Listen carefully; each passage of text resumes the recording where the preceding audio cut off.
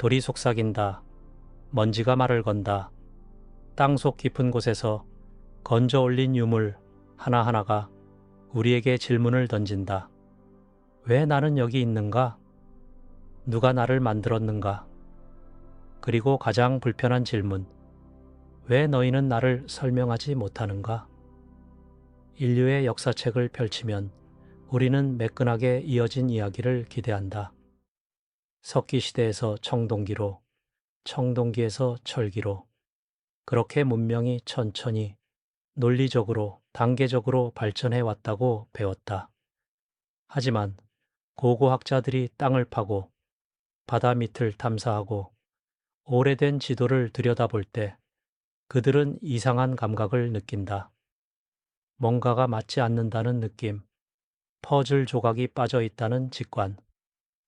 기록 이전의 시대를 우리는 선사시대라고 부른다. 글자가 없었던 시대, 역사가 시작되지 않았던 시대. 하지만 그것은 정말로 기록이 없었던 시대일까? 아니면 기록이 사라진 시대일까? 우리가 보지 못하는 것은 원래 존재하지 않았기 때문일까? 아니면 단지 우리가 아직 찾지 못했기 때문일까? 터키의 황량한 언덕 아래 괴베클리 테페라는 거대한 석조 성소가 잠들어 있었다. 2000년 전에 만들어진 이 구조물은 농경이 시작되기도 전에, 인간이 정착 생활을 하기도 전에 이미 존재했다. 거대한 T자 모양의 돌기둥들이 원형으로 배치되어 있고 그 위에는 여우와 독수리와 뱀의 형상이 섬세하게 새겨져 있다. 이것을 만든 사람들은 사냥과 채집으로 살아가던 이들이었다. 그런데 어떻게 수백 명이 모여 이런 거대한 건축물을 세웠을까? 왜 세웠을까? 무엇을 기억하려 했을까? 인도의 캄베이만 해저에서는 소나 탐사기가 이상한 패턴을 포착했다. 격자 모양의 구조, 도시처럼 보이는 배치. 그곳에서 건져 올린 유기물 샘플은 9천년 전의 것으로 측정되었다. 9천년 전이면 메소포타미아 문명이 시작되기도 전이다. 그런데 바다 밑에 도시가 있었다는 말인가? 이집트의 스핑크스는 사막 한가운데 서 있지만 그 몸통에는 수직으로 깊게 파인 침식의 흔적이 남아 있다. 지질학자들은 말한다. 이것은 비가 만든 흔적이라고. 수천 년 동안 내린 비가 돌을 깎아낸 흔적이라고. 하지만 이집트 사막에는 지난 5천 년 동안 그런 비가 내리지 않았다. 그렇다면 스핑크스는 그보다 훨씬 오래전, 이집트가 아직 초원이었던 시절에 만들어진 것일까? 전 세계의 신화는 비슷한 이야기를 반복한다. 대홍수, 사라진 황금시대, 물에 잠긴 섬, 하늘에서 내려온 신들, 문명을 가르친 스승들. 이 이야기들은 단순한 상상일까? 아니면 기억의 파편일까? 만약 이것들이 실제로 있었던 일이라면 우리가 알고 있는 인류 역사는 훨씬 더 오래되고 훨씬 더 복잡하고 훨씬 더 신비로운 것이 된다. 우리는 지금 지워진 시대를 향해 천천히 발걸음을 옮긴다. 이 여정은 지질학과 고고학, 지도학과 신화, 돌과 얼음과 바다를 거쳐간다. 서두르지 않을 것이다. 눈을 감고 들어도 좋다. 이 이야기는 천천히, 부드럽게 밤의 속도로 흘러갈 것이다. 우리는 함께 질문을 던질 것이다. 인류는 정말로 처음일까? 우리 이전에 다른 누군가가 이미 이 땅을 걸었을까? 그들은 무엇을 남겼을까? 그리고 왜 그 모든 것이 사라졌을까? 돌은 거짓말하지 않는다. 바다는 잊지 않는다. 별은 변하지 않는다. 그리고 우리는 지금 그 증언을 듣기 시작한다. 이집트의 사막은 침묵한다. 뜨거운 모래 위에 서면 시간이 멈춘 것 같은 착각이 든다. 하지만 기자 고원의 거대한 스핑크스 앞에 서면 그 침묵 속에서 이상한 목소리가 들리기 시작한다. 돌이 말을 거는 것이다. 나는 네가 생각하는 것보다 훨씬 오래되었다고. 1990년대 초 보스턴 대학교의 지질학자 로버트 쇼크는 스핑크스를 처음 보았을 때 당혹스러움을 감추지 못했다. 그는 이집트 학자가 아니었다. 고대 문명의 전문가도 아니었다. 그는 단지 돌을 읽는 사람이었다. 암석이 어떻게 형성되고 어떻게 풍화되고 어떻게 침식되는지를 연구하는 과학자였다. 그리고 그가 스핑크스의 몸통을 자세히 관찰했을 때 그는 자신의 눈을 의심했다. 스핑크스의 몸체에는 깊고 수직적인 침식 패턴이 새겨져 있었다. 이것은 바람이 만든 흔적이 아니었다. 모래폭풍이 수평으로 깎아낸 자국도 아니었다. 이것은 물이 만든 흔적이었다. 정확히 말하면 수천 년 동안 내린 빗물이 돌의 표면을 타고 흐르면서 새긴 수직 침식의 흔적이었다. 쇼크는 계산을 시작했다. 이 정도의 침식이 만들어지려면 얼마나 많은 비가 얼마나 오랜 기간 동안 내렸어야 할까? 문제는 이집트의 기후였다. 지난 5천 년 동안 이집트는 건조한 사막 기후였다. 파라오의 시대에도 람세스의 시대에도 클로파트라의 시대에도 이집트는 메마른 땅이었다. 이런 기후에서는 스핑크스에 보이는 수준의 물 침식이 만들어질 수 없었다. 그렇다면 답은 하나뿐이었다. 스핑크스는 이집트가 아직 사막이 되기 전 훨씬 습하고 비가 많이 내리던 시절에 만들어졌어야 했다. 지질학적 증거에 따르면 이집트가 마지막으로 충분한 강수량을 가진 시기는 기원전 10천년에서 5천년 사이였다. 이 시기는 아프리카 스뷴이라고 불리며 사하라 사막이 아직 초원이었고 강과 호수가 풍부했던 시대였다. 만약 스핑크스가 정말로 이 시기에 만들어졌다면 그것은 최소한 7천년에서 12천년 전의 구조물이 된다. 이는 공식적인 이집트학이 말하는 기원전 2500년보다 4.500년에서 9.500년이나 앞선 연대다. 학계는 발칵 뒤집혔다. 이집트 학자들은 쇼크의 주장을 강하게 반박했다. 스핑크스는 카프레 왕이 만들었다는 것이 정설이었다. 기자의 피라미드와 같은 시기에 제 왕조 때 건설되었다는 것이 모든 교과서에 쓰여 있었다. 하지만 쇼크는 물러서지 않았다. 나는 이집트 역사를 연구하는 사람이 아닙니다. 나는 돌을 연구하는 사람입니다. 그리고 돌은 거짓말하지 않습니다. 기자 고원을 천천히 걸어보면 또 다른 이상한 점들이 눈에 들어온다. 스핑크스 신전과 계곡 신전의 거대한 석회암 블록들은 스핑크스와 같은 침식 패턴을 보인다. 깊고 물결치는 수직 침식. 하지만 이 신전들 위에 후대에 덧붙여진 화강암 블록들은 그런 침식이 전혀 없다. 마치 두 개의 다른 시대가 한 건물 안에 공존하는 것 같다. 아래층은 오래된 비의 시대를, 위층은 건조한 사막의 시대를 기억하고 있는 것이다. 그리고 더 흥미로운 것이 있다. 천문학적 정렬이다.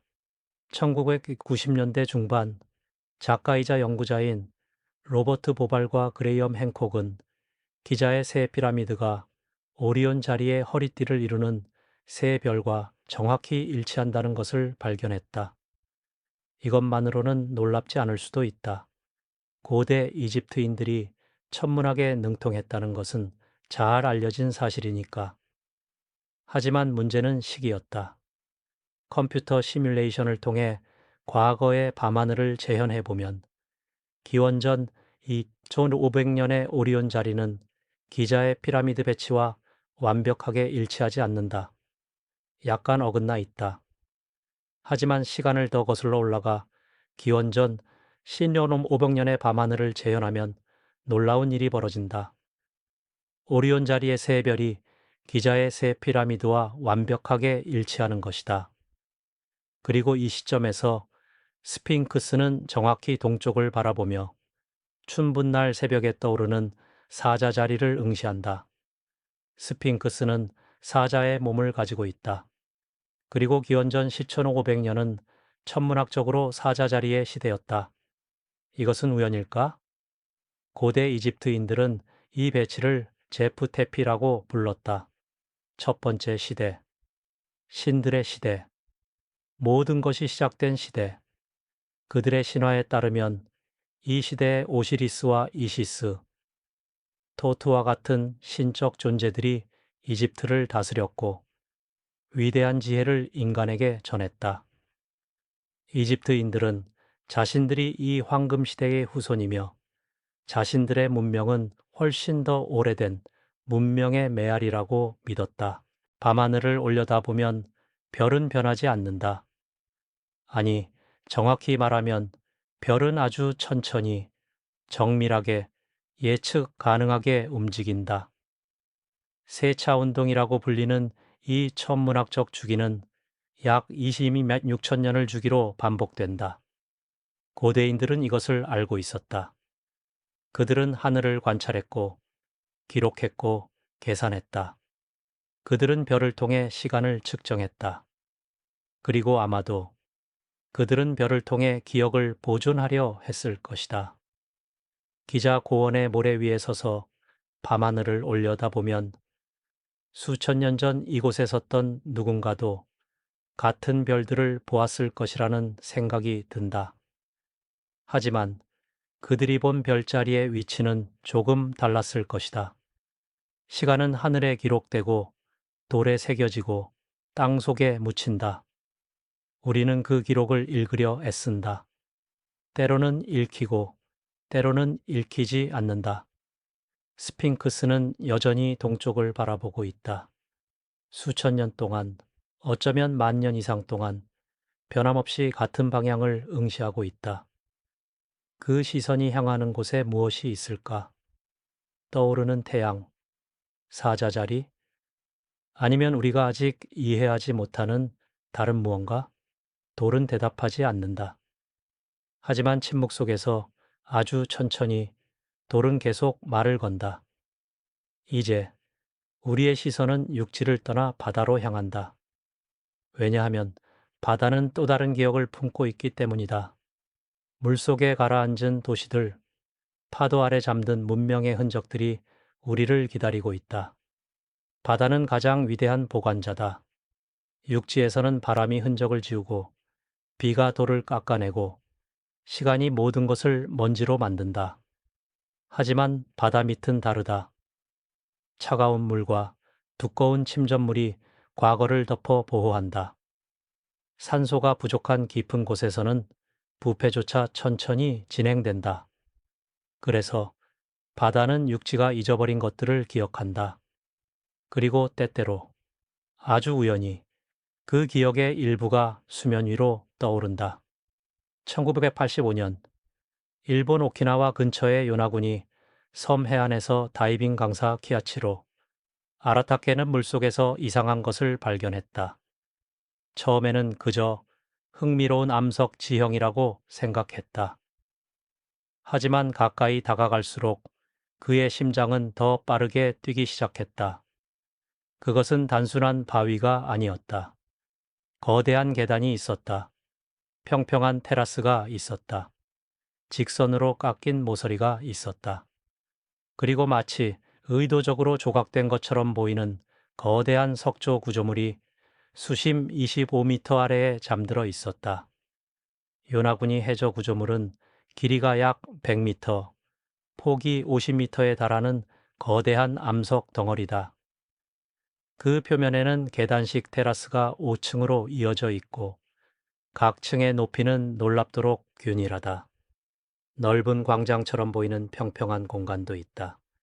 가장 놀라운 것은 직각으로 만나는 모서리들과 마치 도로처럼 보이는 좁고 긴 통로들이다. 자연이 이런 형태를 만들어낼 수 있을까? 논쟁은 즉시 시작되었다. 지질학자들 중 일부는 이것이 자연적인 암석 전리와 침식의 결과라고 주장했다. 사암층이 수평으로 쌓이고 수직으로 균열이 생기면 오랜 시간에 걸쳐 이런 계단식 구조가 자연적으로 형성될 수 있다는 것이다.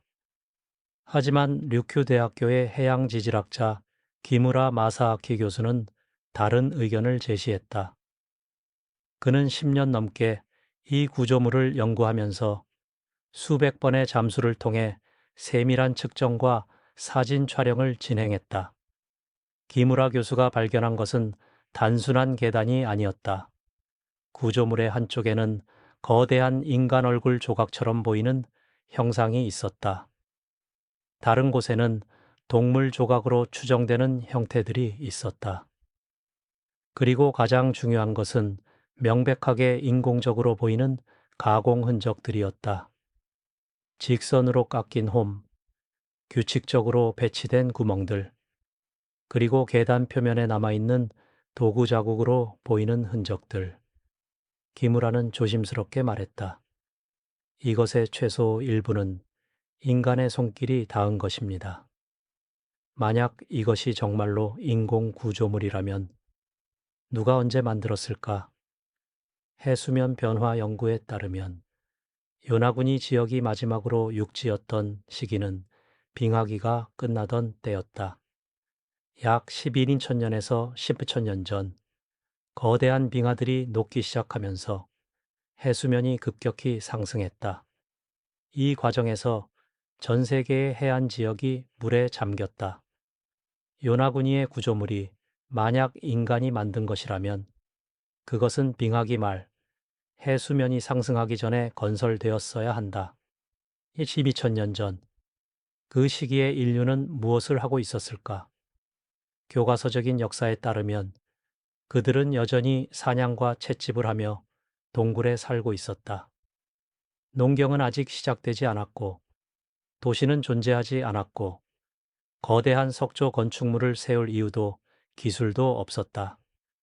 하지만 요나구니의 구조물은 만약 그것이 인공물이라면 이 모든 가정에 의문을 던진다. 요나구니에서 수천 킬로미터 떨어진 인도 서부 해안에도 비슷한 미스터리가 잠들어 있다.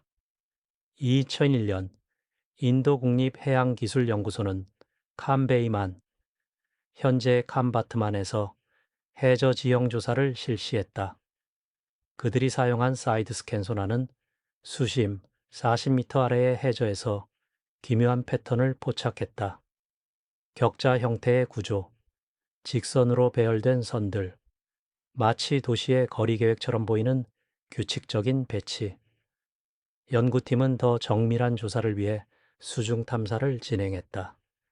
그들이 건져 올린 샘플 중에는 목자의 조각, 도자기 파편, 그리고 가공된 돌, 조각들이 포함되어 있었다. 가장 논란이 된 것은 탄소 연대 측정 결과였다. 일부 유기물 샘플은 구조노 5억 년 전으로 측정되었다. 또 다른 샘플들은 7,500년에서 8,000년 전을 가리켰다. 만약 이 연대가 정확하다면 캄베이만 해저에는 메소포타미아의 수메르 문명보다 더 오래된 도시가 잠들어 있는 것이다. 회의론자들은 즉시 반박했다. 샘플이 오염되었을 수 있다고. 소나 이미지는 자연적인 지질 구조를 잘못 해석한 것일 수 있다고. 더 많은 증거가 필요하다고 주장했다.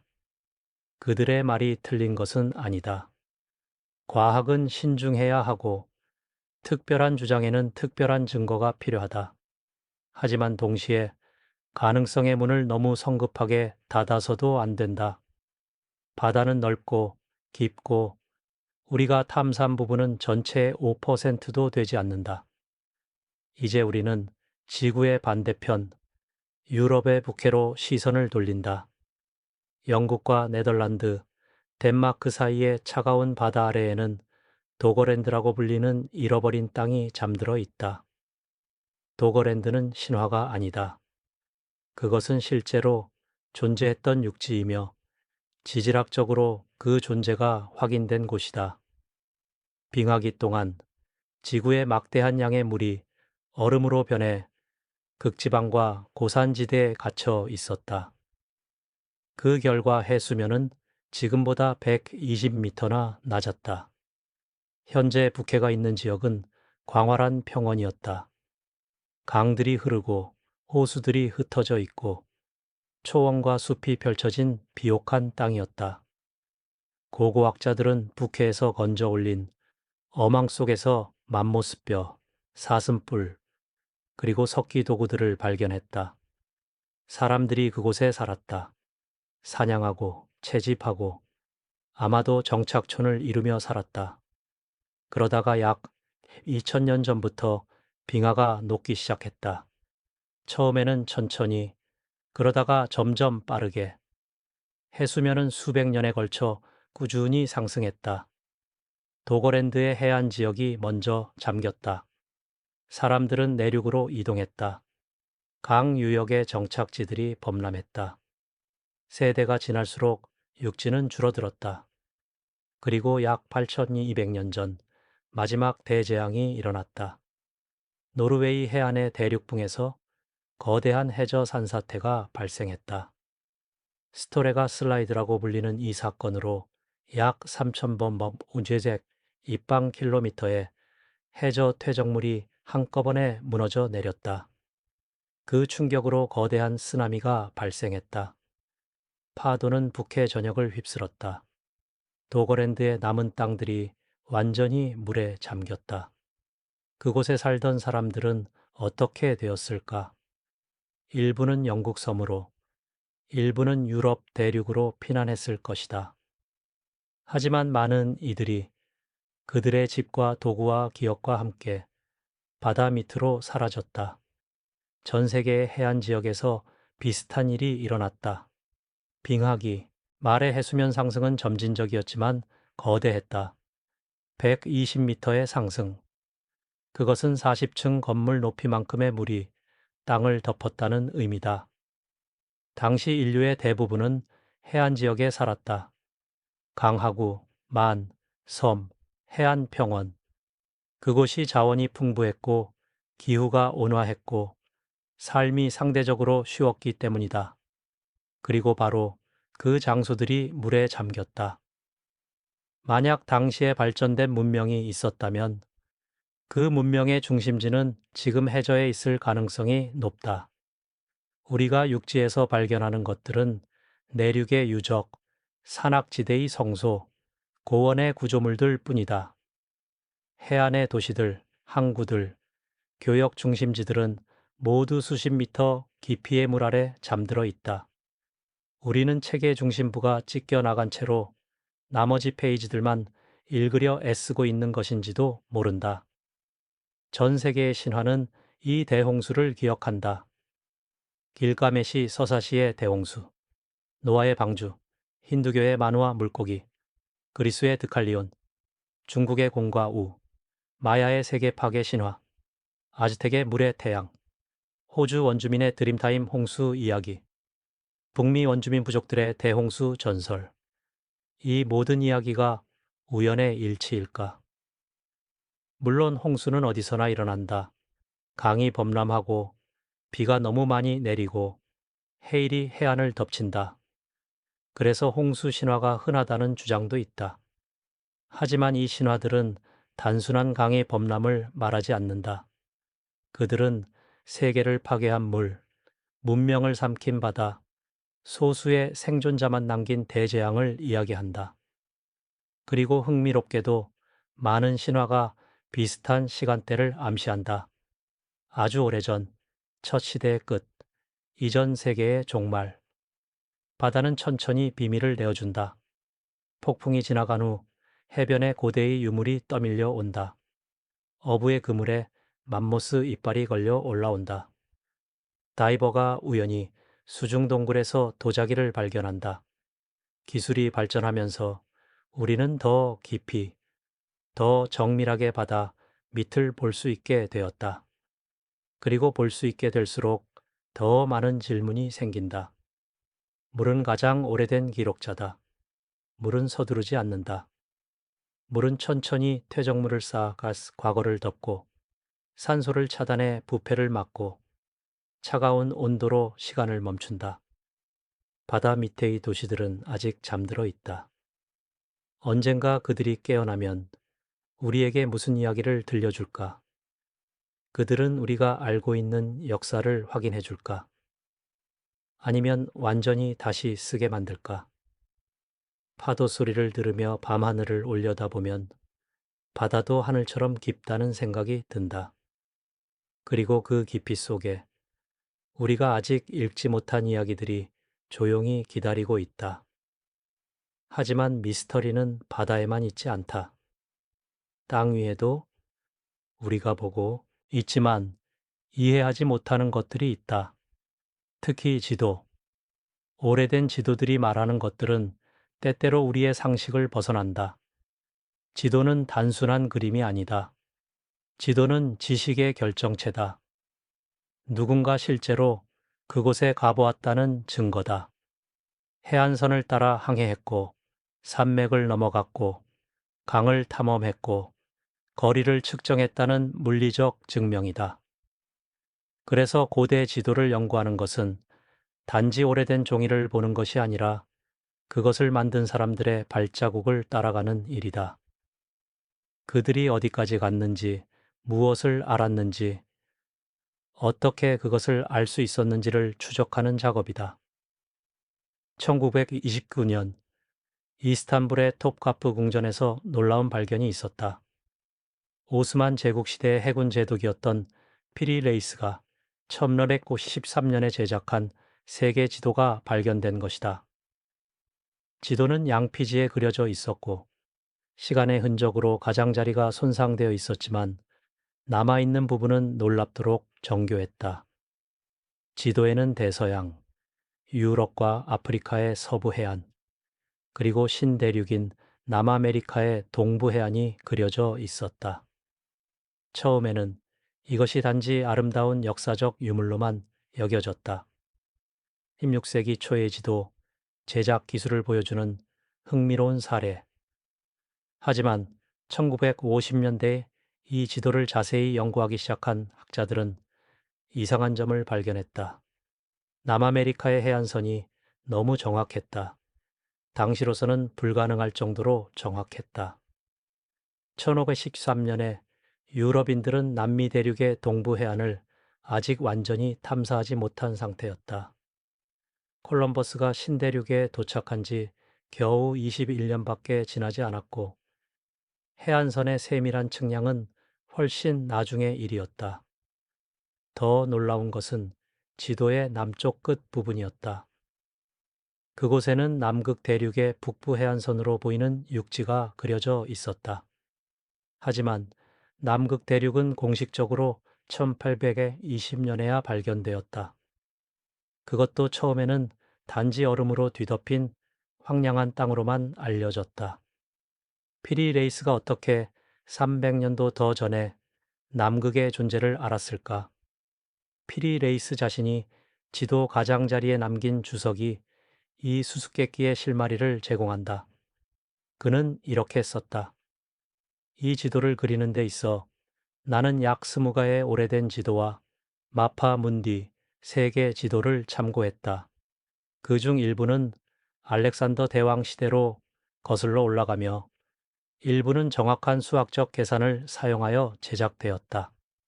다시 말해, 피리 레이스는 새로운 지도를 그린 것이 아니라 훨씬 더 오래된 원본 지도들을 수집하고 편집하여 하나의 지도로 재구성한 것이다. 알렉산더 대왕 시대는 기원전 4세기다. 만약 피리 레이스가 참고한 원본 지도들이 정말로 그 시대까지 거슬러 올라간다면, 그리고 그 지도들이 다시 더 오래된 자료를 기반으로 했다면 우리는 믿기 힘든 가능성과 마주하게 된다. 누군가가 고대에, 아마도 수천 년 전에 남극을 포함한 세계 전역을 측량했고 그 지식이 세대를 거쳐 전승되어 결국 피리 레이스의 손에 닿았다는 가능성.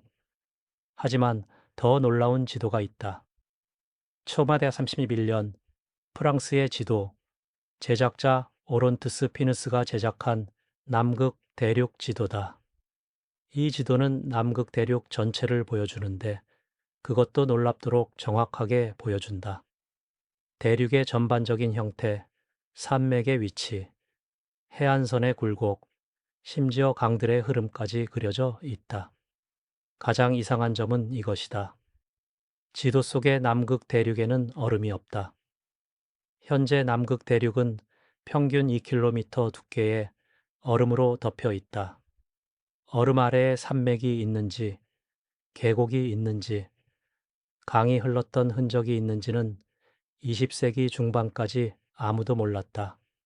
1950년대와 60년대에 지진파 탐사와 레이더 기술을 사용하여 비로소 얼음 아래의 지형이 밝혀졌다. 그런데 오론트스 피누스의 지도는 1831년에 이미 그 지형을 보여주고 있었다. 1960년대 미국 공군의 해럴드 올마이어 중령은 현대의 지진파 탐사 데이터와 피누스의 지도를 비교하는 연구를 수행했다. 결과는 충격적이었다. 산맥의 위치, 해안선의 형태, 내륙 계곡의 배치가 놀랍도록 일치했다. 물론 완벽하지는 않았다. 16세기 지도, 제작 기술의 한계와 원본 자료에 왜곡이 있었을 것이다. 하지만 전반적인 정확도는 우연이라고 보기 어려웠다. 1963년 찰스 헵굿이라는 미국의 역사학 교수가 고대 바다 제왕들의 지도 Maps of the Ancient Sea Kings 라는 책을 출판했다. 헵굿은 평생을 고대 지도 연구에 바친 학자였다. 그는 수십 개의 중세 및 르네상스 시대 지도들을 수집하고 분석했다. 그리고 그는 놀라운 패턴을 발견했다. 많은 지도들이 당대의 기술로는 불가능한 정확도를 보였다. 그리고 그 정확도는 지도 제작자들의 능력이 아니라 그들이 참고한 원본 자료의 품질에서 온 것처럼 보였다. 헵굿은 대담한 가설을 제시했다. 먼 고대에 아마도 마지막 빙하기가 끝나기 전에 고도로 발전된 항해 문명이 존재했다. 이 문명은 전 세계를 항해했고 정밀한 측량 기술을 가지고 있었으며 위도와 경도를 계산할 수 있었다. 그들은 세계 지도를 만들었다. 하지만 어떤 재앙, 아마도 빙하기 말의 급격한 기후 변화와 해수면 상승, 으로 인해 이 문명은 사라졌다.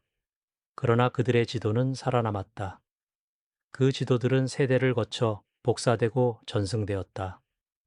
페니키아인들이 그것을 복사했고, 그리스인들이 그것을 보존했고, 알렉산드리아 도서관이 그것을 소장했고, 결국 중세와 르네상스의 지도 제작자들이 그 복사본들을 참고하여 새로운 지도를 만들었다.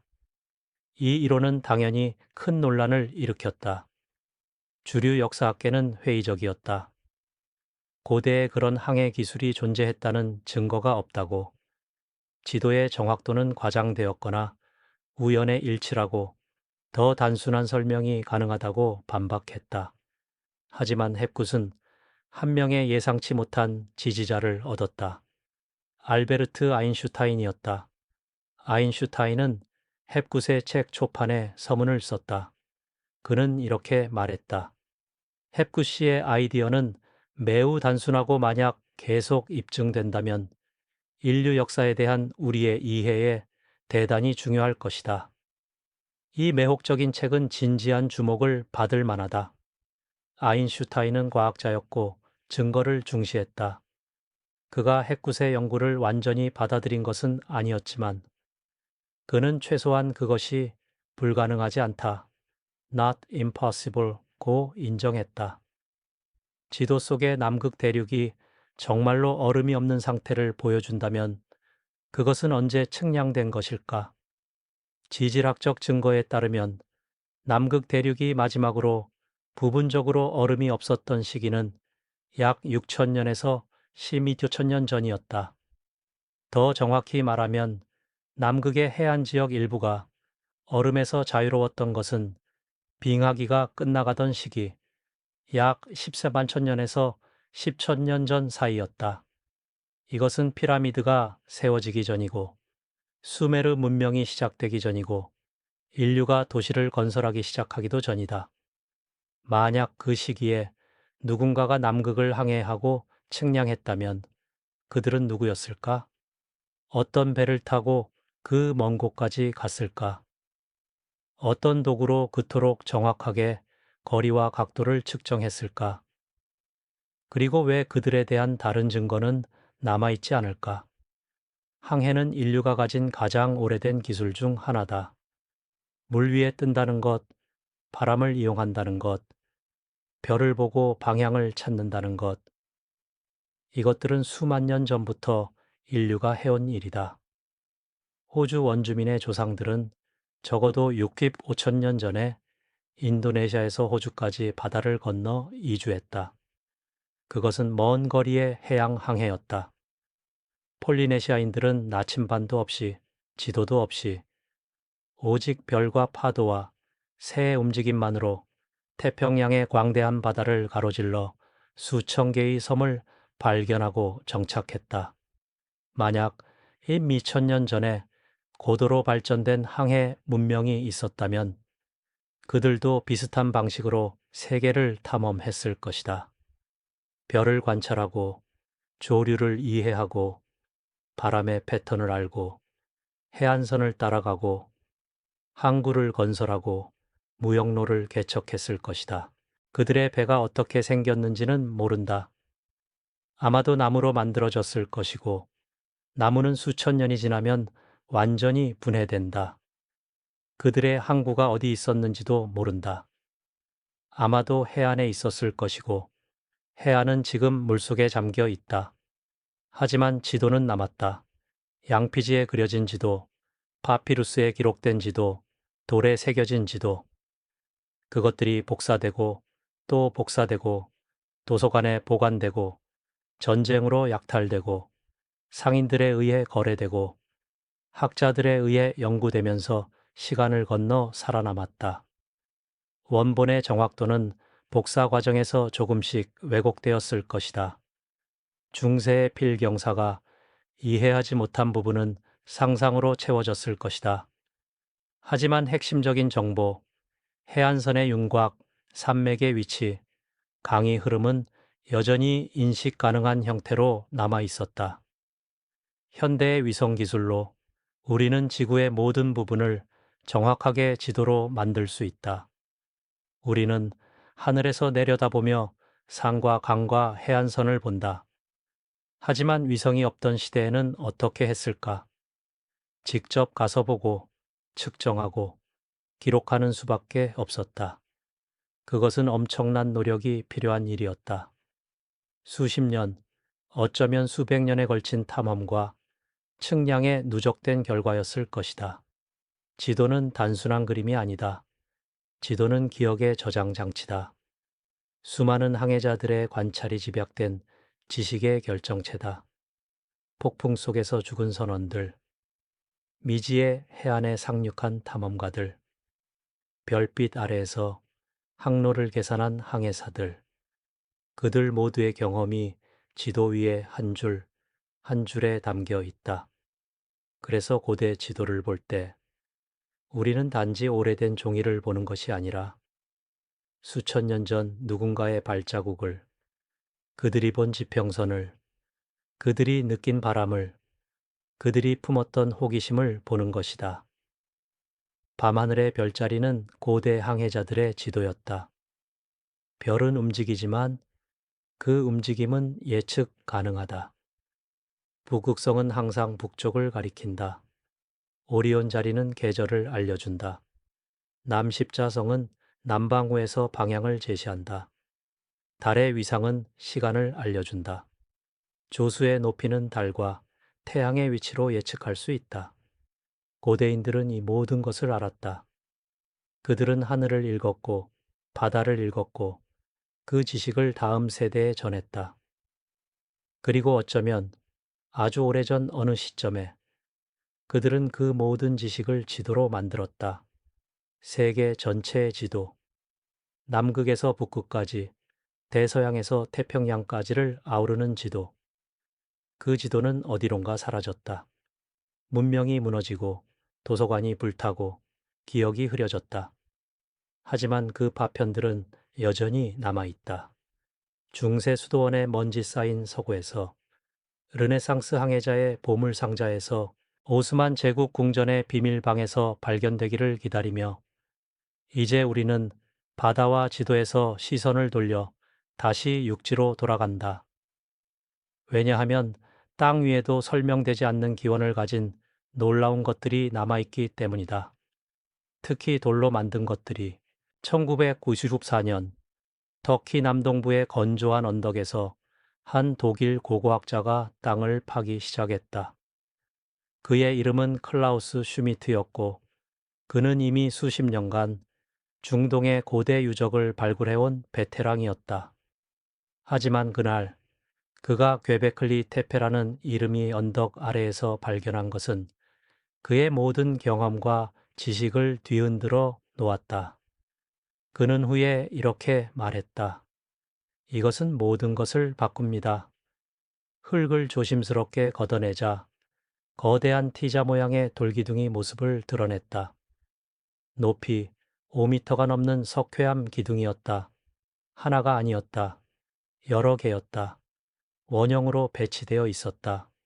그리고 그 표면에는 놀랍도록 정교한 조각이 새겨져 있었다.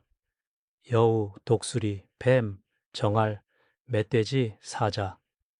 동물들의 형상이 3차원의 부조로 생생하게 표현되어 있었다. 조각의 수준은 예술적이었고 상징적이었고 명백히 의도적이었다. 그런데 탄소 연대 측정 결과가 나왔을 때 슈미트와 그의 팀은 믿을 수 없다는 표정을 지었다. 이 구조물은 약 12,000년 전, 기원전 10,000년경에 만들어진 것으로 측정되었다. 미천년 전이라는 시간이 무엇을 의미하는지 이해하려면 우리는 인류 역사의 타임라인을 떠올려야 한다. 기원전 10,000년경, 인류는 아직 농경을 시작하지 않았다. 밀을 재배하지 않았고, 보리를 심지 않았고, 가축을 기르지 않았다. 사람들은 사냥과 채집으로 살아갔다.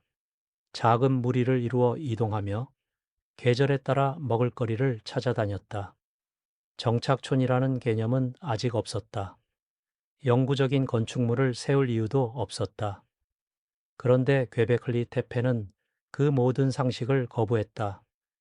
이곳에는 거대한 석조 구조물이 있었다. 그것도 하나가 아니라 최소 20개 이상의 원형 구조가 발견되었고, 아직 발굴되지 않은 부분에 더 많이 있을 것으로 추정되었다.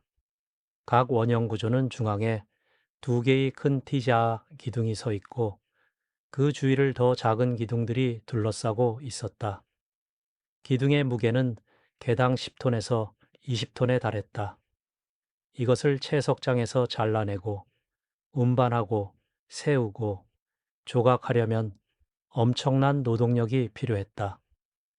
고고학자들의 추산에 따르면 괴베클리 테페의 건설에는 최소 수백 명의 인력이 수십 년 동안 지속적으로 동원되었어야 했다. 사냥 채집 사회에서 이것이 어떻게 가능했을까? 사냥 채집인들은 소규모 집단으로 이동 생활을 했다. 한 곳에 오래 머무르지 않았다. 대규모 조직화된 노동은 농경사회의 특징이었다. 잉겨 식량이 있어야 일부 사람들이 사냥 대신 건축 작업에 집중할 수 있었다. 하지만 괴베클리 테페가 만들어진 시기에는 농경이 존재하지 않았다. 더 이상한 것은 이곳에서 생활의 흔적이 발견되지 않았다는 점이었다. 주거지가 없었다. 불을 피운 흔적도 거의 없었다. 도구를 만들거나 음식을 조리한 공간도 없었다. 묘지도 없었다. 사람들이 여기서 살지 않았다는 뜻이다. 그렇다면 이곳은 무엇이었을까? 슈미트는 조심스럽게 결론을 내렸다. 이것은 순수한 성소였다. 신전이었다. 종교적 또는 의례적 목적으로만 사용된 장소였다. 하지만 왜? 왜 농경도 하지 않는, 도시도 없는, 문명이라고 부를 만한 것도 없는 사람들이 이런 거대한 성소를 만들었을까? 전통적인 역사 이론에 따르면 순서는 이래야 했다. 먼저 농경이 시작된다. 그러면 식량이 안정적으로 생산되고 인구가 증가하고 정착촌이 형성된다. 정착촌이 커지면서 마을이 되고 도시가 되고 그러면서 사회가 복잡해지고 계급이 생기고 전문화가 일어나고 그 과정에서 신전이 건설된다. 농경이 문명을 만들고 문명이 종교 건축물을 만든다는 것이 정설이었다. 괴베클리 테페는 이 순서를 완전히 뒤집었다. 여기서는 성소가 먼저 만들어졌다. 농경이 시작되기 수천 년 전에 이미 거대한 석조 건축물이 존재했다. 그렇다면 어쩌면 인과관계가 반대였던 것은 아닐까? 농경이 문명을 만든 것이 아니라 성소를 짓기 위해 사람들이 모였고 그 과정에서 농경이 발명된 것은 아닐까? 클라우스 슈미트는 이렇게 제안했다. 성소가 먼저 왔다. 그 다음에 도시가 왔다. 괴베클리 테페의 기둥들을 자세히 살펴보면 그 상징들이 무작위가 아니라는 것을 알 수 있다. 동물들은 신중하게 선택되었다. 여우는 교활함을, 독수리는 하늘을, 뱀은 땅속을, 정알은 위험을, 멧돼지는 야생을 상징했을 것이다. 일부 기둥에는 인간처럼 보이는 팔과 손이 조각되어 있었다. 마치 이티이자 기둥 자체가 추상화된 인간 형상을 나타내는 것처럼 어쩌면 신들을, 조상들을 또는 잊혀지지 말아야 할 존재들을 상징했을지도 모른다. 천문학적 정렬의 가능성도 제기되었다. 일부 연구자들은 괴베클리 테페의 원형 구조들이 특정 별자리나 천체의 위치와 관련이 있을 수 있다고 제안했다. 기둥에 새겨진 동물들이 실제로는 별자리를 나타내는 것은 아닐까? 독수리는 독수리 자리, 정갈은 정갈 자리, 여우는. 물론 이것은 아직 확실하게 증명되지 않은 가설이다. 하지만 고대인들이 하늘을 관찰했고 별의 움직임에 의미를 부여했다는 것은 의심할 여지가 없다. 2027년 한 연구팀이 흥미로운 분석을 발표했다. 그들은 괴베클리 테페의 가장 유명한 기둥 중 하나인 독수리돌의 상징들을 천문학적 사건과 연결시켰다. 그들의 주장에 따르면 이 기둥에 새겨진 동물들은 기원전 10천만 마객 50년경에 밤하늘 별자리 배치를 나타낸다는 것이다. 그리고 이 시기는 흥미롭게도 영거 드라이아스 사건이 시작된 때와 거의 일치한다. 영거 드라이아스는 기원전 10첨 900년경에 갑자기 시작된 급격한 한랭기였다. 지구온난화가 진행되던 중에 갑자기 빙하기 수준의 추위가 다시 찾아온 것이다. 이 추위는 약 1200년간 지속되었다. 많은 대형 동물들이 멸종했고 인간 사회에도 큰 충격을 주었다. 무엇이 이 급격한 기후 변화를 일으켰는지는 여전히 논쟁 중이다. 해성 충돌, 화산 폭발, 해류 변화 등 여러 가설이 제시되었다.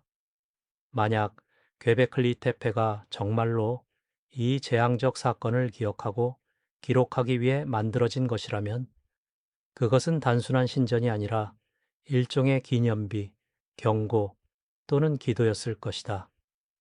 우리는 하늘이 무너지는 것을 보았다. 우리는 땅이 얼어붙는 것을 경험했다. 우리는 이것을 기억해야 한다. 다시는 잊어서는 안 된다. 그런 메시지가 돌에 새겨진 것은 아닐까? 괴베클리 테페에서 발견된 또 다른 놀라운 사실은 이 거대한 구조물들이 의도적으로 묻혔다는 것이다. 사용이 끝난 후 사람들은 조심스럽게 흙과 돌을 가져와 원형 구조들을 완전히 덮었다. 왜 그랬을까? 파괴한 것이 아니라 묻었다. 마치 보존하려는 것처럼 또는 봉인하려는 것처럼 이것은 세계 곳곳의 고대 전통과 유사하다. 중요한 것을 땅에 묻는 행위, 타임캡슐처럼 미래 세대를 위해 또는 신들을 위해 또는 어떤 알 수 없는 이유로 기억을 땅속에 보관하는 것. 괴베클리 테페를 묻은 사람들은 무엇을 생각했을까? 이것은 너무 신성해서 일상의 눈으로 봐서는 안 된다고 생각했을까? 아니면 무언가 끔찍한 일이 다가오고 있고 이것만은 반드시 보존해야 한다고 생각했을까? 발굴이 진행되면서 더 많은 구조물들이 발견되었다. 그리고 놀랍게도 시간이 지날수록 구조물들의 정교함이 떨어졌다. 가장 오래된 층의 기둥들이 가장 크고 가장 잘 조각되어 있었다. 나중에 만들어진 구조물들은 상대적으로 작고 덜 정교했다. 이것은 또 다른 역설이었다. 보통 문명은 시간이 지나면서 발전한다. 기술이 향상되고 예술이 정교해지고 건축물이 더 인상적이 된다. 하지만 괴베클리 테페에서는 반대였다. 시간이 지날수록 퇴보했다. 이것이 의미하는 바는 무엇일까? 어쩌면 괴베클리 테페를 만든 최초의 사람들은 우리가 생각하는 것보다 훨씬 더 발전된 지식과 기술을 가지고 있었을지도 모른다. 그들은 어디선가 누군가에게서 이 지식을 배웠을 수도 있다. 하지만 시간이 지나면서 세대가 바뀌면서 지식이 희미해졌다. 기술이 잊혀졌다. 그래서 후대의 건축물들은 점점 더 단순해졌다. 괴베클리 테페를 걸어보면 고요함이 느껴진다. 12,000년의 시간이 쌓인 고요함. 수천 명의 발걸음이 지나간 흔적. 그들이 무엇을 믿었는지, 무엇을 두려워했는지, 무엇을 희망했는지는 정확히 알 수 없다. 하지만 그들이 무언가 중요한 것을 기억하려 했다는 것만은 분명하다. 너무 중요해서 평생을 바쳐 돌에 새길 만큼 중요한 것. 밤이 되면 괴베클리 테페 위로 별들이 떠오른다. 12,000년 전 그곳에 모였던 사람들도 같은 별들을 보았다. 물론 세차 운동 때문에 별자리의 위치는 조금 달랐을 것이다. 하지만 별은 여전히 빛났고 하늘은 여전히 광대했고 인간은 여전히 작았다. 그들은 돌을 세며 무엇을 기도했을까? 기억해달라고? 용서해달라고? 다시는 그런 일이 일어나지 않기를? 우리는 알 수 없다. 하지만 우리는 그들이 남긴 돌을 본다. 그리고 돌은 여전히 서 있다. 고대인들은 하늘과 대화를 시도했다. 별의 언어로, 돌의 언어로, 상징의 언어로. 그들은 시간을 초월하는 메시지를 남기려 했다. 우리는 여기 있었다. 우리는 보았다. 우리는 기억한다. 그리고 15,000년이 지난 지금 우리는 그 메시지를 읽으려 애쓴다. 완전히 이해하지는 못하지만 그것이 중요하다는 것만은 안다. 괴베클리 테페는 아직 10% 정도만 발굴되었다. 땅 속에는 아직도 수많은 구조물들이 잠들어 있다. 더 많은 기둥들, 더 많은 조각들, 더 많은 비밀들이 우리를 기다리고 있다. 언젠가 모든 것이 드러나면 우리는 더 많은 답을 얻을 수 있을까? 아니면 더 많은 질문만 생길까? 그런데 이런 정밀한 석조 건축은 괴베클리 테페에만 있는 것이 아니다. 지구 반대편, 남아메리카의 고원에서도 비슷한, 아니 어쩌면 더 놀라운 정밀함을 가진 돌들이 발견된다. 안데스 산맥의 고원에 서면 숨이 가빠진다.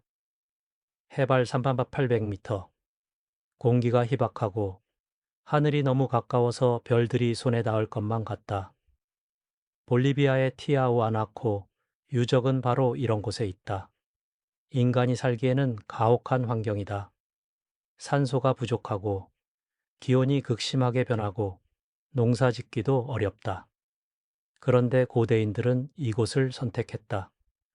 그리고 그들은 이곳에 경이로운 것을 만들었다.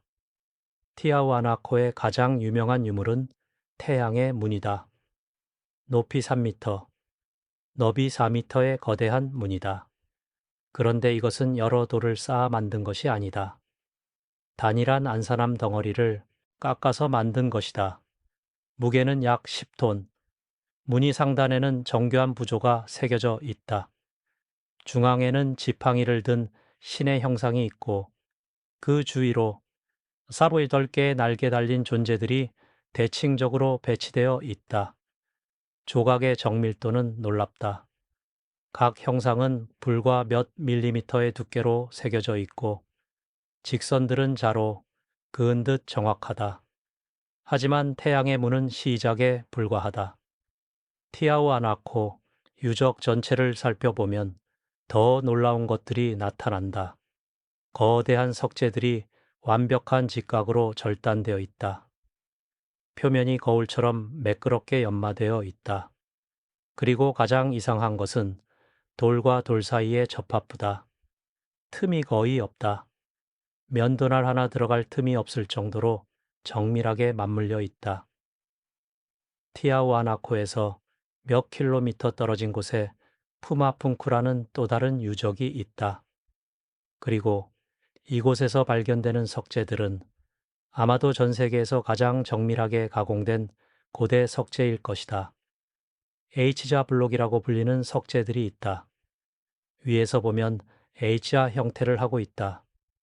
각 블록은 안산암이나 섬노감으로 만들어졌고 무게는 수백 킬로그램에서 수톤에 달한다.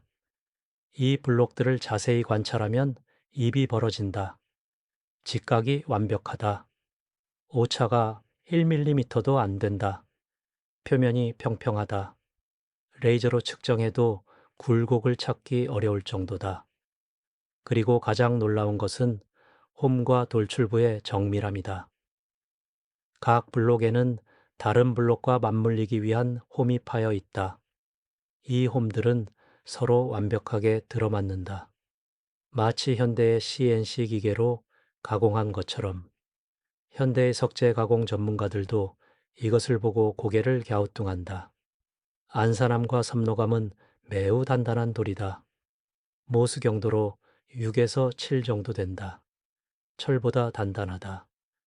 이런 돌을 청동기 도구로 이렇게 정밀하게 가공할 수 있을까? 실험 고고학자들이 고대 기술을 재현하려 시도했다. 청동끌과 돌망치, 그리고 모래를 연마제로 사용하는 방법. 이론적으로는 가능하다. 하지만 시간이 엄청나게 걸린다. 한 블록을 만드는데 수백 시간, 어쩌면 수천 시간이 필요할 것이다. 그렇다면 푸마풍쿠에는 몇 개의 블록이 있을까? 수천 개다. 만약 각 블록을 만드는데 평균 500시간이 걸린다고 가정하면 전체 유적을 완성하는 데는 수백만 시간의 노동이 필요했을 것이다. 그리고 이것은 단순히 시간의 문제만이 아니다. 정밀도의 문제다. 각 블록이 다른 블록과 정확히 들어맞으려면 전체 설계도가 있어야 한다. 표준화된 측정 시스템이 있어야 한다. 품질 관리가 있어야 한다. 이것은 높은 수준의 조직화와 기술적 지식을 필요로 한다. 일부 연구자들은 더 급진적인 질문을 던진다. 혹시 고대인들이 우리가 모르는 다른 기술을 가지고 있었던 것은 아닐까? 돌을 부드럽게 만드는 방법, 음향이나 진동을 이용한 절단 방법, 지금은 잊혀진 어떤 화학적 처리 방법, 이것들은 증명되지 않은 추측이다. 하지만 푸마풍쿠의 돌들을 직접 보면 그런 질문을 던지지 않기가 어렵다. 그리고 또 다른 수수께끼가 있다. 이 거대한 돌들을 어떻게 여기까지 가져왔을까? 푸마풍쿠에 사용된 안산암은 근처의 채석장에서 나온 것이지만 일부 석재는 다른 곳에서 왔다. 가장 큰 석재 중 하나는 붉은 사암으로 만들어졌는데 이 돌의 출처는 티티카카 호수 건너편 약 10km 떨어진 곳이다. 무게가 130톤이 넘는 돌을 어떻게 호수를 건너 운반했을까? 바퀴가 없었다. 적어도 우리가 아는 한 안데스 문명은 바퀴를 사용하지 않았다. 말이나 소 같은 대형 가축도 없었다. 라마가 있었지만 라마는 사람보다 약간 더 무거운 짐을 운반할 수 있을 뿐이다. 130톤의 돌을 운반하려면 수천 명의 인력이 필요했을 것이다.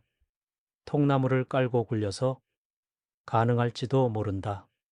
하지만 험난한 산악 지형에서 호수를 건너서 그것은 상상만으로도 어마어마한 프로젝트다.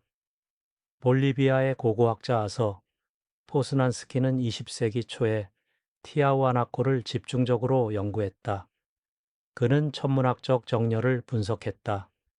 유적의 주요 건축물들이 특정 천체의 위치와 관련이 있다고 주장했다. 그리고 그는 대담한 결론을 내렸다. 티아후아나코는 공식적으로 알려진 것보다 훨씬 오래되었다. 그의 계산에 따르면 약 12조전년에서 17천년 전까지 거슬러 올라간다는 것이었다. 주류 고고학계는 이 주장을 받아들이지 않았다. 티아후아나코는 기원 후 300년에서 1000년 사이에 번성한 티아후아나코 문화의 유적이라는 것이 정설이었다. 탄소 연대 측정도 이 시기를 지지했다. 하지만 포스난스키와 그의 지지자들은 반박했다. 탄소 연대 측정은 유기물의 나이만 알려줄 뿐이다. 돌의 나이는 알려주지 않는다. 티아후아나코 문화 사람들이 훨씬 더 오래된 유적을 발견하고 그 위에 자신들의 건축물을 세웠을 가능성은 없을까? 이것은 이집트의 스핑크스와 비슷한 논쟁이다. 어떤 유적은 여러 시대의 층이 쌓여 있을 수 있다.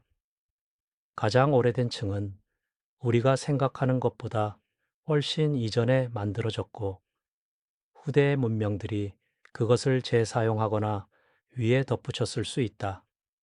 증명하기는 어렵지만 가능성을 완전히 배제할 수도 없다. 이제 우리는 남미를 떠나 중동으로 시선을 돌린다.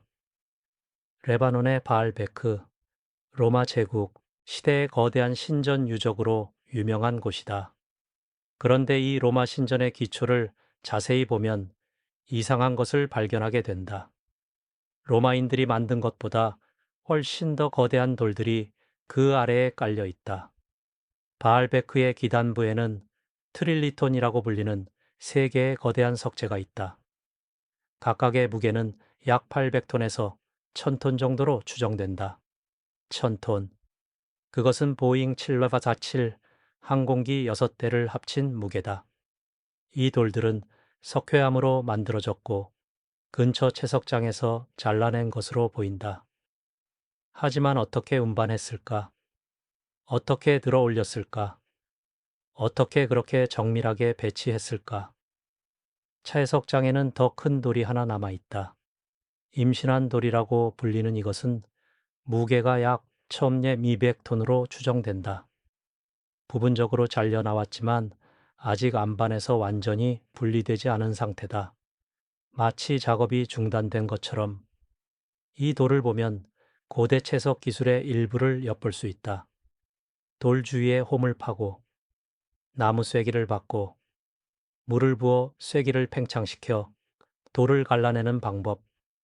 하지만 1200톤의 돌을 운반하는 것은 완전히 다른 문제다. 로마인들은 뛰어난 엔지니어였다. 그들은 거대한 수도교를 만들었고 콜로슴을 세웠고 판턴의 돔을 완성했다.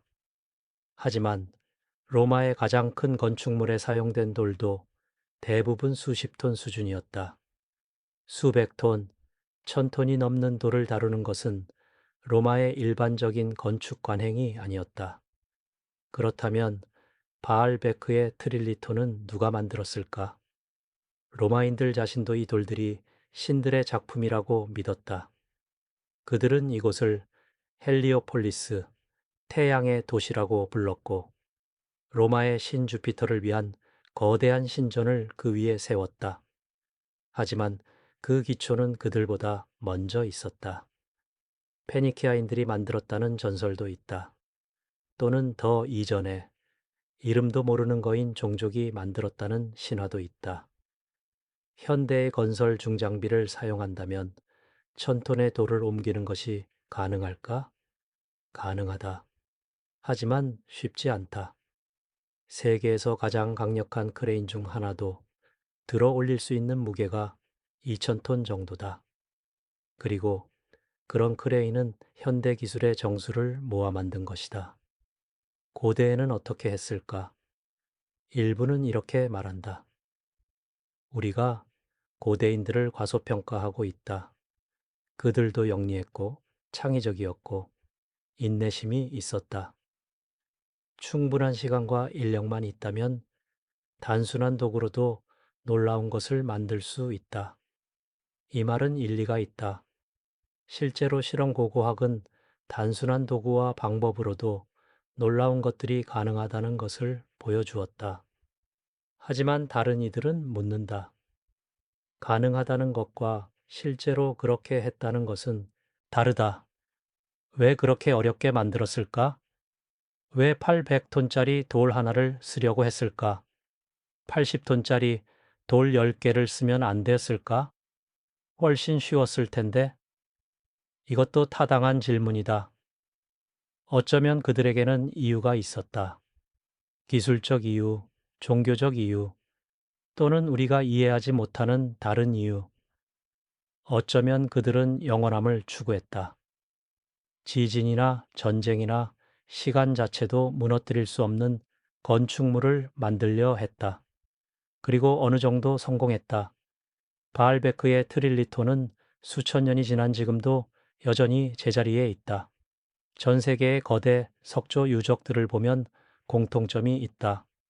티아와나코, 푸마pun쿠, 바알베크, 그리고 우리가 아직 이야기하지 않은 수많은 다른 장소들. 기자의 피라미드, 페루의 삭사이와만, 영국의 스톤헨지, 몰타의 거석 신전들. 이 모든 곳에서 고대인들은 거대한 돌을 다루었다. 그들은 돌을 자르고 운반하고 들어 올리고 정밀하게 배치했다. 왜 돌이었을까? 돌은 영원하기 때문이다. 나무는 썩고 흙은 무너지고 금속은 녹슬지만 돌은 남는다. 돌에 새긴 메시지는 수천 년을 견딘다. 고대인들은 이것을 알았다. 그래서 그들은 가장 중요한 것들을 돌로 만들었다. 신전, 무덤, 천문대, 경계석, 기념비. 돌은 그들의 캔버스였고 도서관이었고 타임캡슐이었다.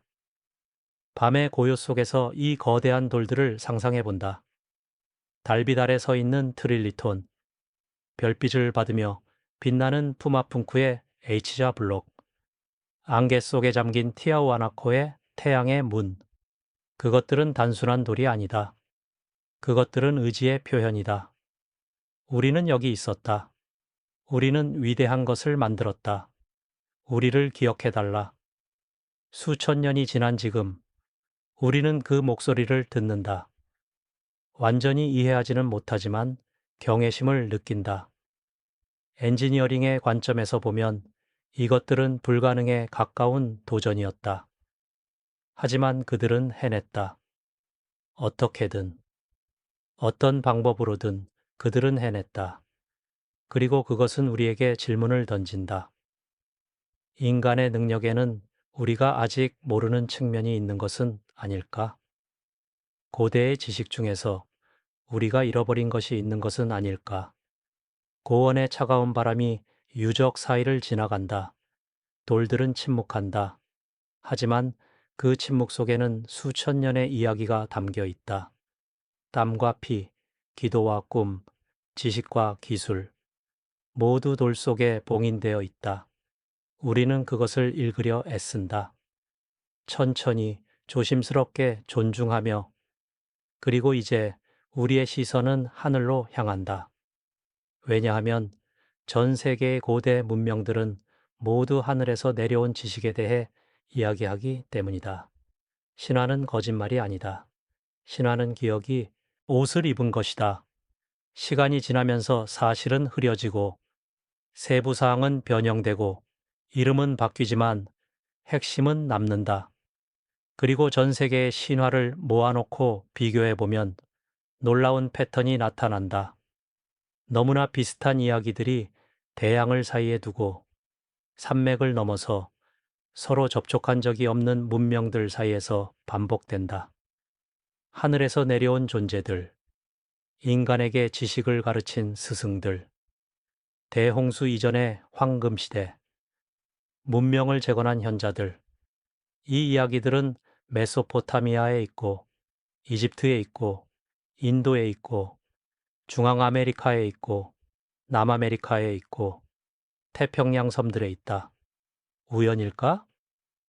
인간의 상상력이 자연스럽게 만들어내는 보편적 원형일까? 아니면 실제로 있었던 어떤 사건의 기억일까? 메소포타미아의 수메르 문명은 인류 최초의 문자 문명 중 하나다. 그들이 쇠기 문자로 점토판에 기록한 이야기들 중에는 아누나키에 대한 내용이 있다. 아누나키는 하늘에서 땅으로 내려온 자들이라는 의미다. 수메르 신화에 따르면 이들은 신들이었고 하늘에서 내려와 인간을 창조했고 문명의 기초를 가르쳤다. 농경, 관계, 건축, 문자, 수학, 천문학, 모든 지식이 이들에게서 나왔다고 기록되어 있다. 이것을 문자 그대로 믿어야 할까? 외계에서 온 존재들이 인간 문명을 시작했다는 주장은 과학적 증거가 부족하다. 하지만 이야기의 핵심을 다르게 해석할 수도 있다. 어쩌면 하늘에서 왔다는 표현은 먼 곳에서 왔다, 알 수 없는 곳에서 왔다, 우리보다 앞선 곳에서 왔다는 의미일 수도 있다. 수메르인들보다 먼저 존재했던 문명이 있었고 그 문명의 생존자들이나 지식이 수메르인들에게 전해졌을 가능성은 없을까? 아프리카의 말리에는 도곤족이라는 부족이 있다. 20세기 초 프랑스의 인류학자들이 이들을 연구하면서 놀라운 발견을 했다. 도곤족은 시리우스 항성계에 대한 정확한 지식을 가지고 있었다. 시리우스는 밤하늘에서 가장 밝은 별이다. 하지만 도곤족은 시리우스가 사실 쌍성계라는 것을 알고 있었다. 시리우스 A 옆에 시리우스 B라는 작고 무거운 백색 가해성이 돌고 있다는 것을, 그리고 그 궤도 주기가 약 50년이라는 것도 알고 있었다. 문제는 시리우스 B가 망원경 없이는 보이지 않는다는 것이다. 너무 어둡다. 현대 천문학은 1862년에야 시리우스 B의 존재를 확인했다. 그런데 도곤족은 어떻게 수백 년, 어쩌면 수천 년 전부터 이것을 알고 있었을까? 그들은 이 지식이 노모라는 존재들에게서 왔다고 말한다. 노모는 물에서 온 스승들이었다. 반은 물고기, 반은 인간의 형상을 한 존재들. 그들이 하늘에서 내려와 도곤족의 조상들에게 지혜를 가르쳤다는 것이다. 회의론자들은 이렇게 말한다. 도곤족이 20세기에 유럽 선교사나 탐험가들에게서 이 지식을 얻었을 것이라고. 그리고 인류학자들이 그들의 고대 지식을 과장했을 것이라고. 이것도 가능한 설명이다. 하지만 도곤족의 구전 전통과 의례를 자세히 조사한 학자들은 이 지식이 그들의 문화 깊숙이 뿌리박혀 있다고 보고한다. 단순히 최근에 들어온 정보로 보기 어렵다는 것이다. 이집트에는 토트라는 신이 있다. 지혜의 신, 문자의 신, 마법의 신. 그는 따오기 머리를 한 인간의 형상으로 그려진다. 이집트 신화에 따르면 토트는 인간에게 문자를 가르쳤다. 히에로글리프가 토트의 선물이었다. 그는 또한 달을 다스렸고 시간을 측정했고 수학과 천문학을 가르쳤다. 사자의 서에서 토트는 죽은 자의 영혼을 인도하는 역할을 한다. 그는 심장의 무게를 재고 진실을 판단하고 영원한 생명으로 가는 문을 열어준다. 토트는 단순한 신화 속 인물일까? 아니면 실존했던 현자의 기억일까? 그리스인들은 토트를 헤르메스 트리스메기스투스, 세 번 위대한 헤르메스라고 불렀다. 그들은 토트가 쓴 수만 권의 책이 있었다고 전했다. 연금술, 점성술, 신학, 철학의 비밀이 담긴 책들. 대부분은 사라졌지만 일부 단편들이 전해진다. 그리고 그 내용은 놀랍도록 철학적이고 우주론적이고 때로는 과학적이기까지 하다. 대서양을 건너 중앙 아메리카로 가면 케찰코아틀이 있다. 깃털 달린 뱀, 아즈텍과 마야, 톨텍 문명의 위대한 신이자 문화 영웅. 그는 백인 피부에 수염을 기른 모습으로 묘사된다. 이것은 이상하다. 중앙 아메리카 원주민들은 대부분 수염이 적고 피부가 어두운데 왜 그들의 가장 중요한 신은 백인의 모습을 하고 있을까? 케찰코아틀의 이야기는 이렇다. 그는 동쪽 바다 너머에서 왔다. 큰 배를 타고 도착했다. 그는 인간들에게 농경을 가르쳤고, 건축을 가르쳤고, 천문학을 가르쳤고, 달력을 만드는 법을 가르쳤다. 그는 평화를 사랑했고, 인간 재물을 반대했다. 그는 한동안 인간들과 함께 살았지만, 결국 다시 동쪽 바다로 떠났다. 그리고 언젠가 돌아올 것이라고 약속했다. 아즈텍 황제 몬테수마가 스페인 정복자 코르테스를 처음 보았을 때 그는 케찰코아틀이 돌아온 것이라고 생각했다. 코르테스는 동쪽에서 왔고 백인이었고 수염이 있었고 예언된 시기에 나타났다. 이 오해는 아즈텍 제국의 멸망에 기여했다. 신을 죽일 수는 없으니까. 하지만 코르테스가 도착했을 때 아즈텍인들은 이미 수백 년 동안 케찰코아틀의 귀환을 기다리고 있었다. 그 신화는 훨씬 오래되었다. 남아메리카의 안데스 산맥에는 비라코차가 있다. 잉카 문명의 창조신. 그도 케찰코아틀처럼 백인 피부에 수염을 기른 모습으로 묘사된다. 그도 바다에서 왔다. 그는 티티카카 호수에서 태양과 달과 별을 만들었다고 한다. 그는 돌로 인간을 만들었고 그들에게 생명을 불어넣었다. 그는 각 부족에게 고유한 언어와 관습과 노래를 가르쳤다. 그리고 그는 안데스를 따라 걸으며 문명의 씨앗을 뿌렸다. 마지막에는 서쪽 태평양으로 걸어 들어가 사라졌다. 이 모든 이야기의 공통점은 무엇일까? 외부에서 온 스승, 문명의 지식을 가르치는 존재, 인간이 아닌 또는 보통 인간을 넘어선 능력을 가진 존재, 그리고 대부분의 경우 대홍수나 대재앙 이후에 나타나 인간 사회를 재건하는 데 도움을 준다는 내용. 에녹서라는 유대교와 기독교의 외경이 있다. 정경에는 포함되지 않았지만 고대에는 널리 읽힌 텍스트다. 이 책에는 워처라는 존재들이 나온다. 지켜보는 자들.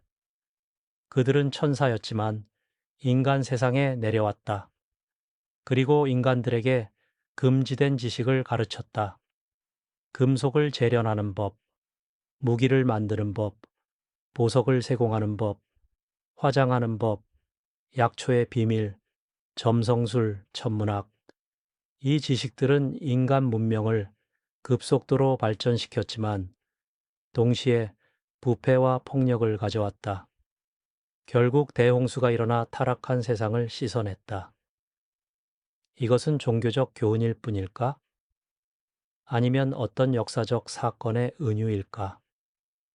만약 실제로 고도로 발전된 문명이 있었고 그 문명의 지식이 덜 발전된 사회로 전파되었다면 그것은 받아들이는 쪽에게는 기적처럼 보였을 것이다. 하늘에서 온 지식, 신들의 선물. 그들은 다른 방식으로 표현할 수 없었을 것이다. 고대 문명의 발전 속도를 보면 이상한 점이 있다. 수백만 년 동안 인류는 돌도끼와 창만을 사용했다. 그러다가 갑자기 약 10,000년에서 5,000년 전 사이에 폭발적인 발전이 일어났다. 농경, 도시, 문자, 수학, 천문학, 금속 재련, 복잡한 사회 조직. 모든 것이 짧은 시간에 동시다발적으로 나타났다. 물론 이것을 설명하는 전통적인 이론이 있다. 기후가 안정되었다. 빙하기가 끝나고 온난화가 시작되면서 인간이 정착 생활을 할 수 있게 되었다. 농경이 가능해졌고 인겨 생산이 생겼고 그것이 모든 다른 발전의 기초가 되었다. 논리적이고 합리적인 설명이다. 하지만 또 다른 관점도 가능하다. 어쩌면 이 갑작스러운 발전은 완전히 새로운 것이 아니었을지도 모른다. 어쩌면 그것은 재발견이었을지도 모른다. 재학습이었을지도 모른다. 대재앙으로 사라진 이전 문명의 지식이 살아남은 소수에 의해 전승되었고 그들이 새로운 사회에 그 지식을 조금씩 다시 심었을 가능성. 인도의 베다 경전에는 사프타리쉬라는 7현자가 나온다. 대홍수 이후 세상을 재건한 성인들. 메소포타미아의 신화에는 압칼루라는 7현자가 있다. 대홍수 이전에 인간에게 모든 기술을 가르친 존재들. 그리스 신화에는 프로메테스가 있다. 신들의 불을 훔쳐 인간에게 준 티탄. 이집트에는 심수라는 네체루라는 개념이 있다. 호루스를 따르는 자들. 대홍수 이후 이집트를 재건한 반신반인의 존재들. 숫자가 다르고 이름이 다르고 세부 사항이 다르지만 핵심은 같다. 대재앙이 있었고 대부분이 사라졌고 소수의 현자들이 지식을 보존했고 그들이 새로운 세계의 문명을 다시 심었다. 이 패턴은 우연이라고 보기에는 너무 보편적이다.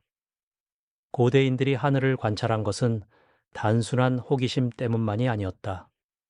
하늘은 시계였고 달력이었고 나침반이었다. 농경사회에게 별의 위치는 언제 씨를 뿌리고 언제 수확할지를 알려주었다. 항해자들에게 별은 방향을 제시했다. 그리고 철학자들에게 하늘은 우주의 질서와 조화를 보여주는 완벽한 교과서였다. 하지만 고대의 천문학 지식은 때때로 실용적 필요를 넘어선다. 마야의 달력은 금성의 주기를 소수점 아래까지 정확하게 계산했다. 왜 그렇게 정밀해야 했을까?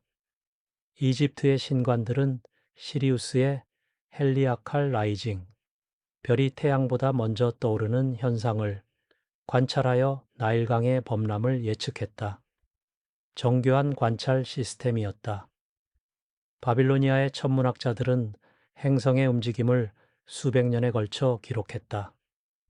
그들의 계산은 현대 천문학과 비교해도 놀랍도록 정확하다. 이런 지식을 축적하려면 세대를 거친 지속적인 관찰과 기록이 필요하다. 안정된 사회가 필요하고 전문화된 학자 계층이 필요하고 지식을 보존하고 전승하는 시스템이 필요하다. 고대 문명들은 이 모든 것을 가지고 있었다. 하지만 그들의 지식이 어디서 시작되었는지는 항상 명확하지 않다. 신화는 말한다. 지식은 하늘에서 왔다고, 신들이 가르쳐 주었다고, 현자들이 전해 주었다고. 우리는 이것을 상징으로만 읽어야 할까? 아니면 그 안에 실제 역사의 핵심이 숨어 있을까? 증명하기는 어렵다. 신화는 증거가 아니다. 하지만 신화는 무시할 수도 없다. 왜냐하면 너무 많은 문화가 너무 오랫동안 너무 비슷한 이야기를 반복해 왔기 때문이다. 밤하늘을 올려다본다. 별들은 고요하게 빛난다. 수천 년 전 고대의 현자도 이 별들을 보았다. 그들은 무엇을 생각했을까? 하늘에 답이 있다고 믿었을까? 별들이 과거를 기억하고 미래를 예언한다고 생각했을까? 우리는 모른다. 하지만 그들이 남긴 신전과 천문대와 신화를 보면 그들이 하늘을 단순한 장식으로 보지 않았다는 것은 분명하다. 하늘은 영원하다. 변하지만 예측 가능하게 변한다. 땅의 모든 것이 사라져도 별은 남는다. 어쩌면 고대인들은 가장 중요한 지식을 하늘에 기록하려 했을 것이다. 돌에도 새기고 신화에도 담고 하늘의 정렬에도 반영했다. 삼중 사중의 백업, 어떤 식으로든 기억이 살아남기를 바라며. 그리고 이제 우리의 여정은 지구상에서 가장 추운 곳으로 향한다. 얼음으로 덮인 대륙, 남극, 그곳에서도 기억은 잠들어 있다. 얼음은 기억한다. 눈송이 하나하나가 쌓이고 압축되고 층을 이루며 시간을 기록한다. 남극 대륙의 얼음 아래에는 80만 년의 역사가 보존되어 있다.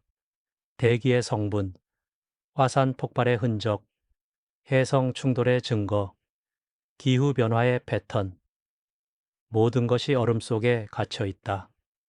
남극은 지구의 기억 저장소다. 하지만 그 얼음이 말하는 가장 놀라운 이야기는 얼음 자체에 관한 것이다. 남극이 항상 얼어 있었던 것은 아니라는 사실. 현재 남극 대륙은 약 1400만 제곱킬로미터의 면적을 가지고 있다. 그 위를 평균 2km 두께의 얼음이 덮고 있다. 일부 지역에서는 얼음 두께가 4km를 넘는다. 이 얼음의 무게는 상상을 초월한다.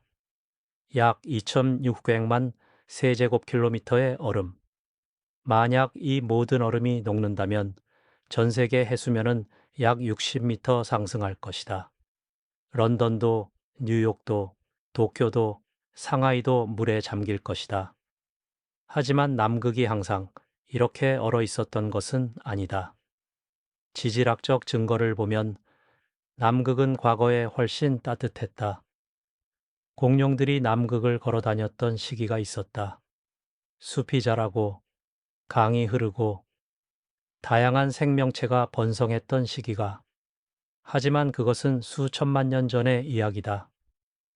우리가 관심 있는 것은 훨씬 더 최근이다.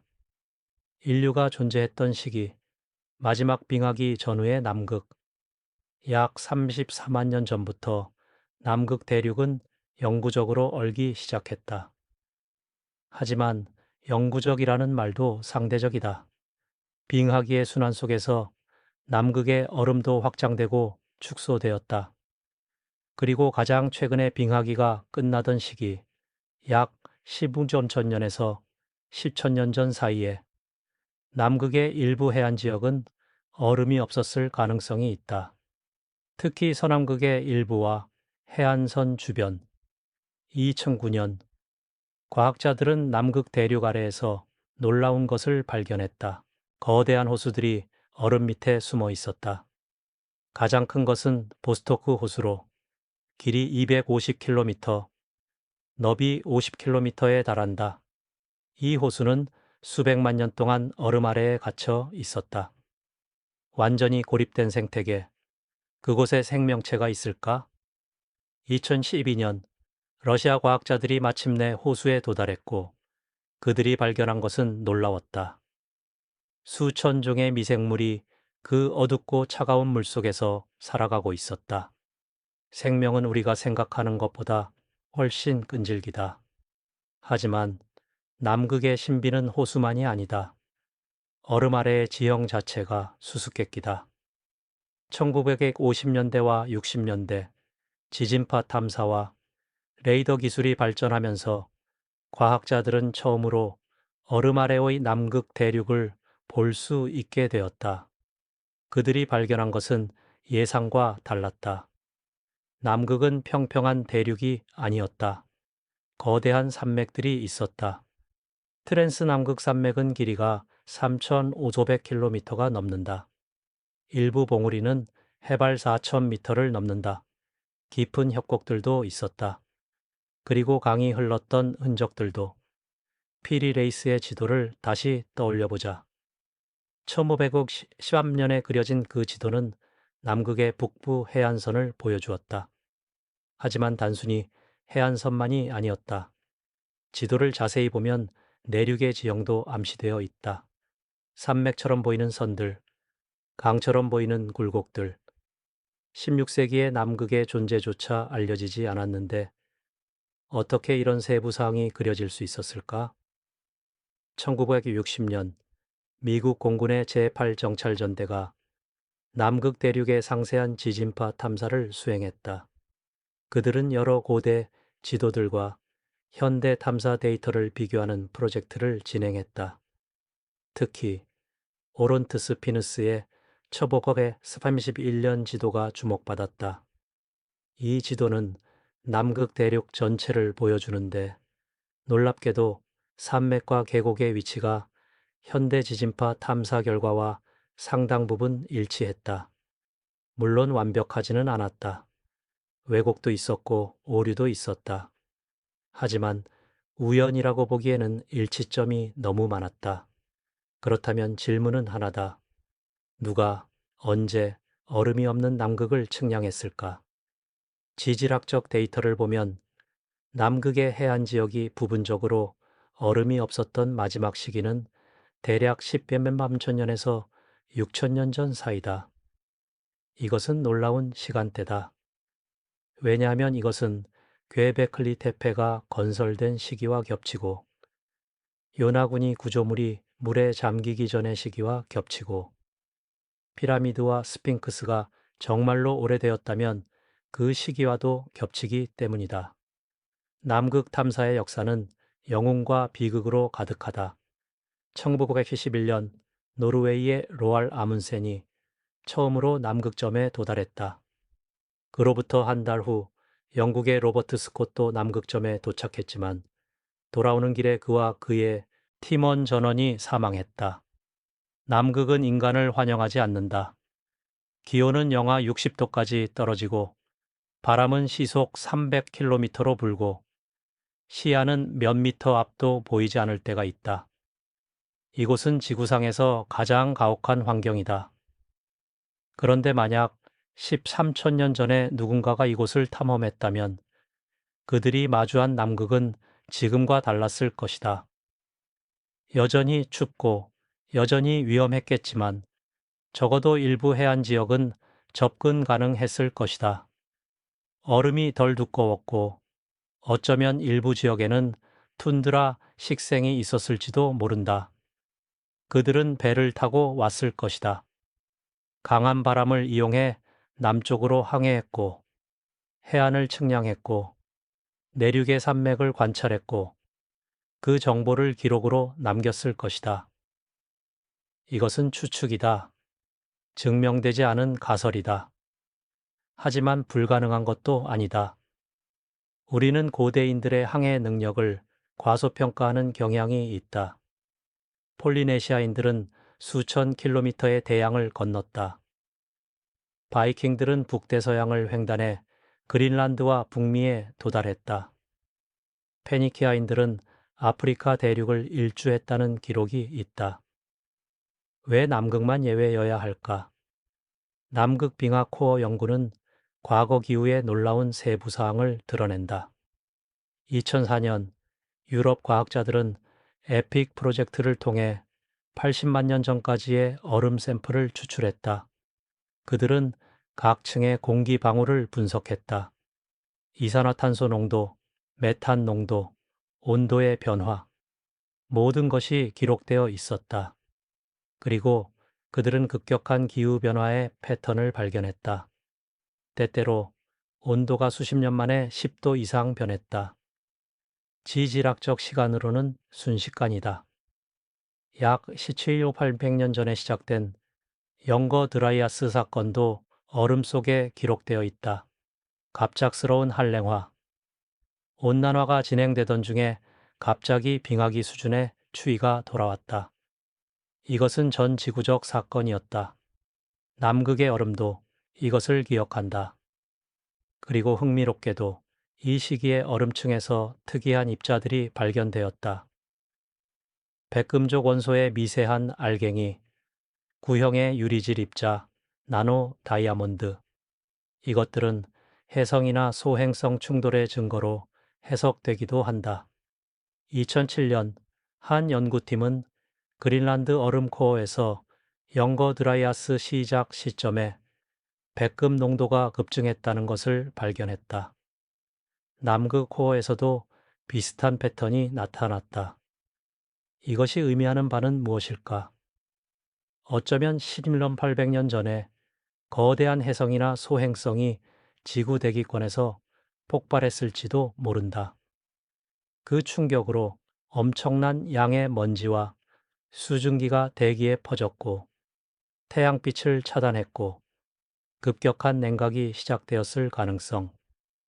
이것은 영거 드라이아스 충돌 가설이라고 불린다. 아직 완전히 증명되지는 않았지만 증거들이 계속 축적되고 있다. 만약 정말로 그런 재앙이 일어났다면 당시 존재했던 문명에게는 종말이었을 것이다. 하늘에서 불이 떨어졌다. 거대한 폭발이 대륙을 흔들었다. 쓰나미가 해안을 휩쓸었다. 그리고 그 후 수백 년 동안 겨울이 계속되었다. 농작물이 자라지 않았고, 동물들이 죽었고, 인간도 대부분 사라졌다. 살아남은 소수는 기억했다. 그들은 이 이야기를 자식들에게 전했다. 하늘이 무너졌다. 세상이 불타고 얼었다. 신들이 분노했다. 우리는 거의 멸망했다. 그리고 그 기억이 신화가 되었다. 남극의 얼음 아래에는 또 다른 미스터리가 숨어 있다. 2011년 위성 레이더 이미지 분석에서 이상한 대칭적 패턴이 발견되었다. 윌크스랜드 지역의 얼음 아래 약 1.5km 깊이에 거대한 중력 이상이 있었다. 원형의 구조, 직경 약 500km. 일부 과학자들은 이것이 고대 운석 충돌 크레이터일 것이라고 제안했다. 약 2억 5천만 년 전 페름키 대멸종을 일으킨 충돌의 흔적일 수 있다고. 하지만 다른 연구자들은 다른 가능성을 제기했다. 어쩌면 이것은 화산 활동의 흔적일 수도 있다고. 남극 대륙 아래에는 지열 활동이 있다. 얼음으로 덮여 있지만 땅속 깊은 곳에서는 마그마가 움직이고 있다.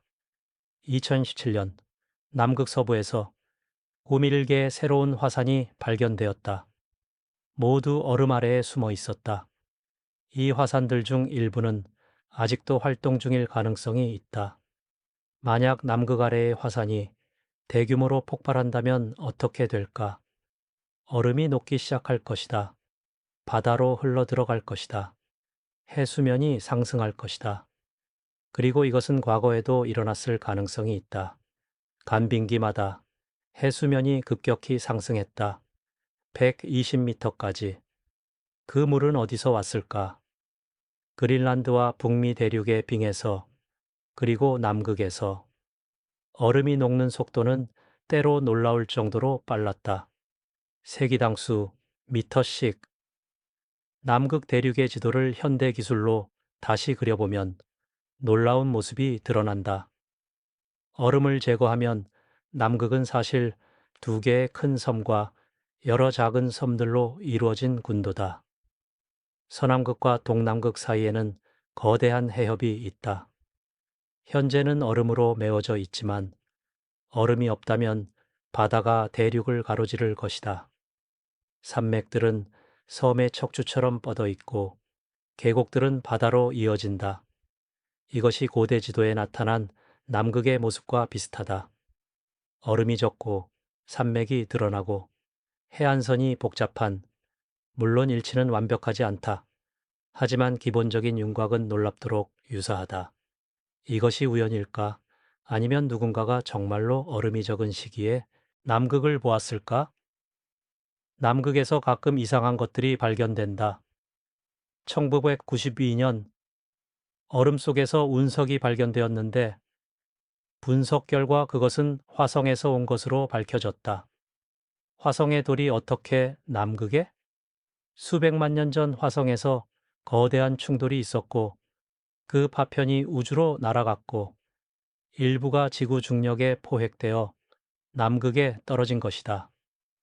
얼음은 그것을 완벽하게 보존했다. 또 다른 발견도 있었다. 1986년 얼음 속에서 엄청나게 오래된 물이 발견되었다. 방사성 연대 측정 결과 그 물은 약 100만 년 이상 고립되어 있었다. 그 안에는 고대 미생물이 살아 있었다. 동결 건조 상태로 거의 활동하지 않는 상태로 하지만 여전히 살아 있었다. 생명은 극한 조건에서도 길을 찾는다. 밤의 남극은 세계에서 가장 조용한 곳 중 하나다. 바람이 없는 날에는 귀가 아플 정도의 정적이 흐른다.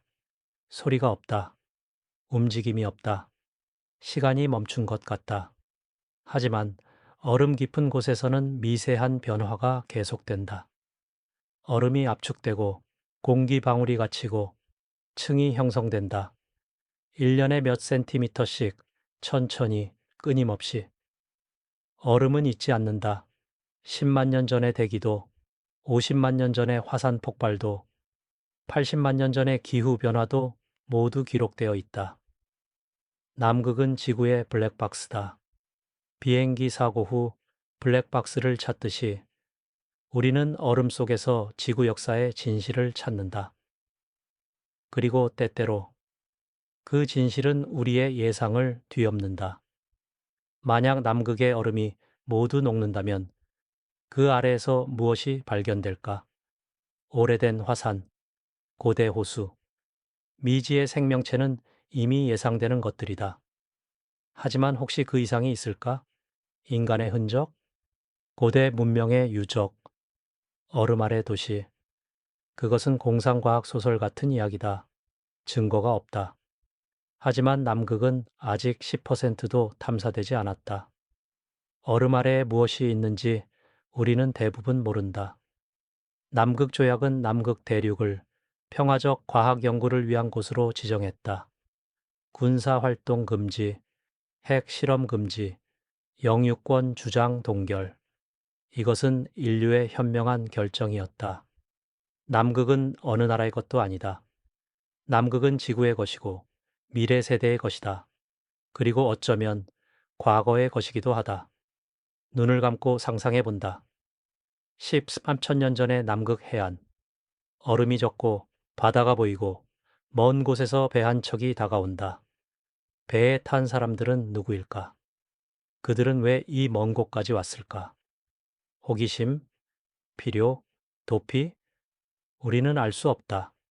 하지만 만약 그들이 정말로 왔다면, 만약 그들이 해안선을 측량했다면, 만약 그들이 산맥을 보고 기록했다면 그 기억은 어딘가에 남아 있을 것이다.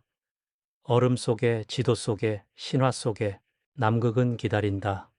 침묵 속에서, 얼음 아래에서 천천히 비밀을 간직하며 언젠가 우리가 충분히 발전하면, 충분히 준비되면, 충분히 지혜로워지면 남극은 그 비밀을 조금씩 내어줄 것이다. 서두르지 않을 것이다. 남극은 1000만 년의 시간을 견뎌왔다. 조금 더 기다리는 것은 아무것도 아니다. 하지만 기억은 얼음 속에만 있지 않다.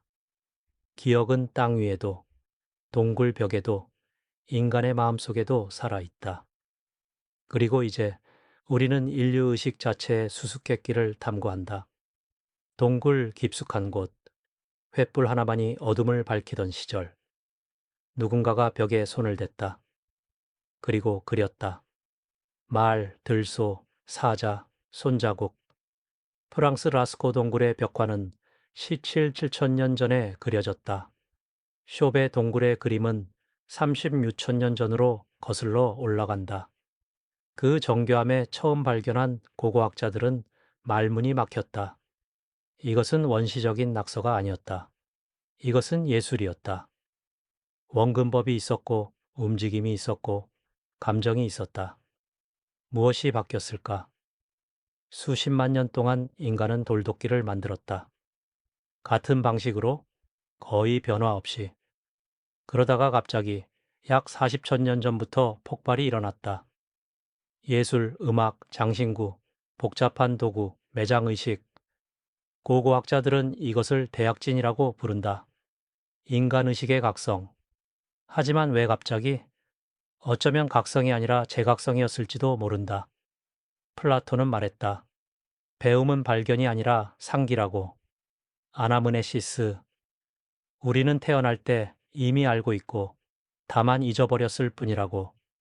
철학적 비유였을까? 아니면 더 깊은 직관이었을까? 전 세계의 신화는 비슷한 상징을 반복한다. 뱀, 나무, 홍수, 산, 하늘의 신. 융은 이것을 집단 무의식의 원형이라고 불렀다. 인류가 공유하는 깊은 정신의 층. 어쩌면 그 층에는 실제 기억도 포함되어 있을지 모른다. 대홍수의 기억, 하늘이 무너진 기억, 잃어버린 세계의 기억, 스톤헨지, 뉴그레인지, 나브타플라야, 전 세계의 고대 석조 천문대. 그들은 하늘을 관찰했고, 시간을 측정했고, 의식을 거행했다. 왜? 단순히 농사를 위해서? 아니면 무언가를 기억하기 위해서? 누군가를 기다리기 위해서? 인간은 기억하는 존재다. 개인의 기억, 가족의 기억, 부족의 기억, 문명의 기억, 그리고 어쩌면 종 전체의 기억, DNA에 새겨진 것이 아니라, 문화에 전승된 것도 아니라, 더 깊은 곳에, 의식 자체의 구조에 새겨진 기억, 증명할 수 없다. 하지만 느낄 수는 있다. 고대 유적 앞에 섰을 때, 밤하늘을 올려다볼 때, 오래된 신화를 들을 때, 우리가 느끼는 그 이상한 친숙함. 문명은 선형이 아니다. 직선으로 진보하지 않는다. 문명은 파도처럼 밀려왔다가 물러간다. 올라가고 정점에 이르고 무너지고 잊힌다. 그리고 다시 시작된다. 수메르가 사라졌고 이집트가 쇠퇴했고 로마가 무너졌고 마야가 버려졌다. 각각의 종말에는 이유가 있었다. 가뭄, 전쟁, 질병, 침략. 하지만 결과는 같았다. 지식의 소실. 알렉산드리아 도서관은 불탔다. 수십만 권의 두루마리가 재가 되었다. 얼마나 많은 지식이 그날 사라졌을까? 고대의 지도, 과학 논문, 역사 기록, 철학 저술, 한순간에 사라졌다. 그리고 이것은 한 번만 일어난 일이 아니다. 역사는 이런 화재로 가득하다. 돌은 오래 남는다. 피라미드, 스톤헨지, gö베클리 테페. 수천 년을 견딘다. 하지만 그것마저도 영원하지 않다. 침식되고 무너지고 땅 속에 묻힌다. 금속은 녹슬고 콘크리트는 부서지고 디지털 데이터는 증발한다. 우리 문명도 언젠가 수수께끼가 될 것이다. 미래의 고고학자들이 우리의 폐허를 파고 고개를 갸우뚱하며 우리가 무엇을 믿었는지 추측할 것이다. 그래서 고대인들은 별에 기록했다. 별은 변하지 않는다. 아니, 천천히 예측 가능하게 변한다. 돌에도 새겼다. 가능한 한 크게, 가능한 한 정교하게, 신화에도 담았다. 이야기는 살아남는다. 형태를 바꾸지만 핵심은 남는다. 우리는 첫 문명이 아닐지도 모른다. 우리는 여러 번째일지도 모른다. 각 시대마다 인류는 올라갔고 기억을 남기려 했고 결국 사라졌다. 그리고 다음 시대가 그 파편을 발견하고 경이로워하고 질문을 던진다. 우리가 지금 하는 것처럼 밤은 깊어간다. 별들은 천천히 움직인다. 땅속 깊은 곳에서는 돌들이 침묵한다. 바다 밑에서는 유적들이 잠든다. 얼음 아래에서는 비밀들이 기다린다. 그리고 우리는 이 모든 것을 바라보며 묻는다. 우리는 누구인가? 우리는 어디서 왔는가? 우리 이전에는 누가 있었는가? 답은 아직 완전하지 않다. 어쩌면 영원히 완전하지 않을지도 모른다. 하지만 질문 자체가 중요하다. 질문한다는 것은 기억하려 한다는 것이다. 기억한다는 것은 연결되어 있다는 것이다. 과거와 미래와 그리고 시간을 초월한 무언가와 우리는 시간의 여행자다. 과거의 메아리를 듣는 자들이다. 그리고 밤은 모든 기억을 품고 있다. 천천히 눈을 감아도 좋다. 이야기는 계속될 것이다. 당신이 깨어있든 잠들어 있든 별들은 빛나고 돌들은 속삭이고 시간은 흐른다. 잘 자라, 여행자여. 꿈속에서도 질문을 계속하라. 답은 언제나 우리가 생각하는 것보다 더 깊은 곳에 있으니까. 이 이야기가 마음에 드셨다면 좋아요와 구독 부탁드립니다. 과거에 더 많은 이야기를 듣고 싶으시다면 채널 멤버십에 가입해 새로운 영상을 먼저 만나보세요. 여러분의 생각을 댓글로 나눠주세요. 우리는 함께 과거를 기억하고 미래를 상상합니다.